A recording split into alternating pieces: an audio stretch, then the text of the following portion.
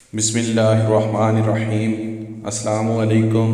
نسوح ایک عورت نما آدمی تھا، باریک آواز، بغیر داڑھی اور نازک اندام مرد۔ وہ اپنی ظاہری شکل و صورت سے فائدہ اٹھاتے ہوئے زنانہ حمام میں عورتوں کا مساج کرتا اور میل اتارتا تھا۔ کوئی بھی اس کی حقیقت نہیں جانتا تھا، سبھی اسے عورت سمجھتے تھے۔ یہ طریقہ اس کے لیے ذریعہ معاش بھی تھا اور عورتوں کے جسم سے لذت بھی لیتا تھا۔ کئی بار ضمیر کے ملامت کرنے پر اس نے اس کام سے توبہ بھی کر لی، لیکن ہمیشہ توبہ توڑتا رہا۔ ایک دن بادشاہ کی بیٹی حمام گئی۔ حمام اور مساج کرنے کے بعد پتہ چلا اس کا گراں قدر موتی یا ہیرا کھو گیا ہے۔ بادشاہ کی بیٹی نے حکم دیا کہ سب کی تلاشی لی جائے۔ سب کی تلاشی لی گئی، ہیرا نہیں ملا۔ نسوح رسوائی کے ڈر سے ایک جگہ چھپ گیا۔ جب اس نے دیکھا کہ شہزادی کی کنیزیں اسے ڈھونڈ رہی ہیں تو سچے دل سے خدا کو پکارا اور خدا کی بارگاہ میں دل سے توبہ کی اور وعدہ کیا کہ آئندہ کبھی بھی یہ کام نہیں کروں گا، میری لاج رکھ لے مولا۔ دعا مانگ ہی رہا تھا کہ اچانک باہر سے آواز آئی کہ نسوح کو چھوڑ دو، ہیرا مل گیا ہے۔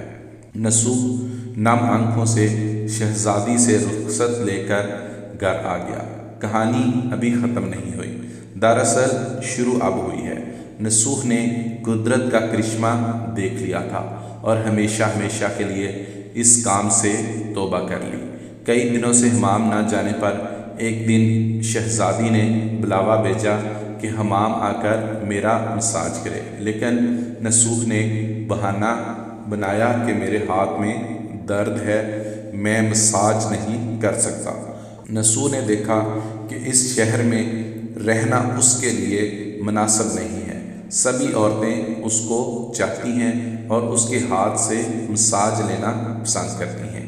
جتنا بھی غلط طریقے سے مال کمایا تھا سب غریبوں میں بانٹ دیا اور شہر سے نکل کر کئی میل دور ایک پہاڑی پر ڈیرا ڈال کر اللہ کی عبادت میں مشغول ہو گیا۔ ایک دن اس کی نظر ایک بھینس پر پڑی جو اس کے قریب گھاس چر رہی تھی۔ اس نے سوچا کہ یہ کسی چرواہے سے بھاگ کر یہاں آ گئی ہے، جب تک اس کا مالک نہ آ جائے تب تک میں اس کی دیکھ بھال کر لیتا ہوں۔ لہٰذا اس کی دیکھ بھال کرنے لگا۔ کچھ دن بعد ایک تجارتی قافلہ راستہ بھول کر ادھر آ گیا، جو سارے پیاس کی شدت سے نڈال تھے۔ انہوں نے نسوح سے پانی مانگا۔ نسوح نے سب کو بھینس کا دودھ پلایا اور سب کو سیراب کر دیا۔ قافلے والوں نے نسوح سے شہر جانے کا راستہ پوچھا۔ نسوح نے ان کو آسان اور نزدیکی راستہ دکھا دیا۔ نسوح کے اخلاق سے متاثر ہو کر تاجروں نے جاتے ہوئے اسے بہت سارا مال بطور تحفہ دیا۔ نسوح نے ان پیسوں سے وہاں کنواں کھدوا دیا۔ آہستہ آہستہ وہاں لوگ بسنے لگے اور عمارتیں بننے لگیں۔ وہاں کے لوگ نسوح کو بڑی عزت اور احترام کی نگاہ سے دیکھتے تھے۔ رفتہ رفتہ نسوح کی نیکی کے چرچے بادشاہ تک جا پہنچے۔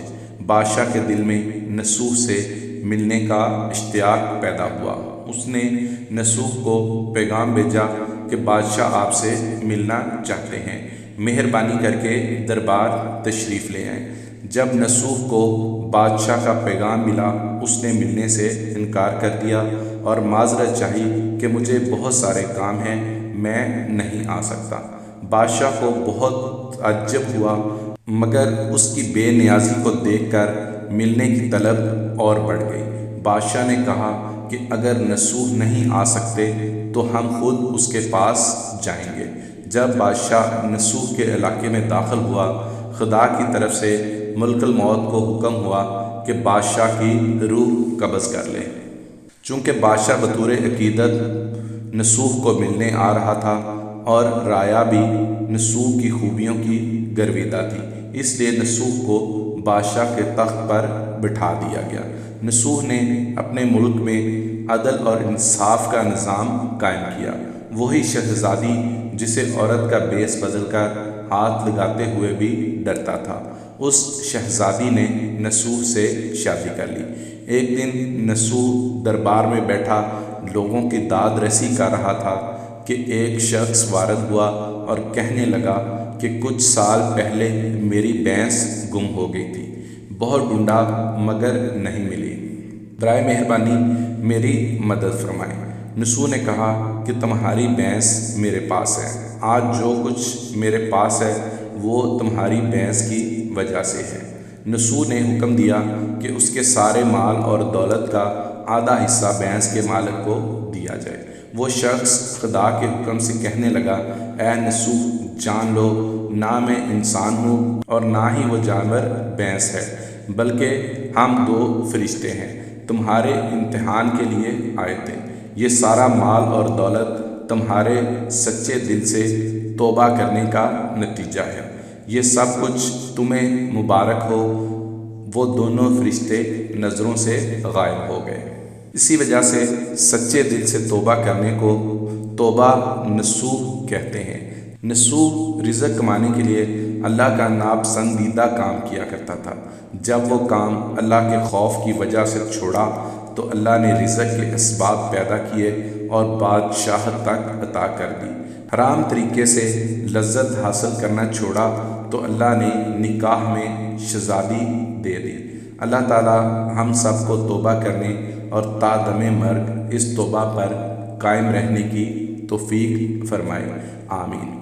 برائے مہربانی لائک اور شیئر کر دیں، ہو سکتا ہے ہماری اس چھوٹی سی کوشش کی وجہ سے کسی کا دل بدل جائے اور ہمارے لیے نیکی کا ذریعہ بن جائے۔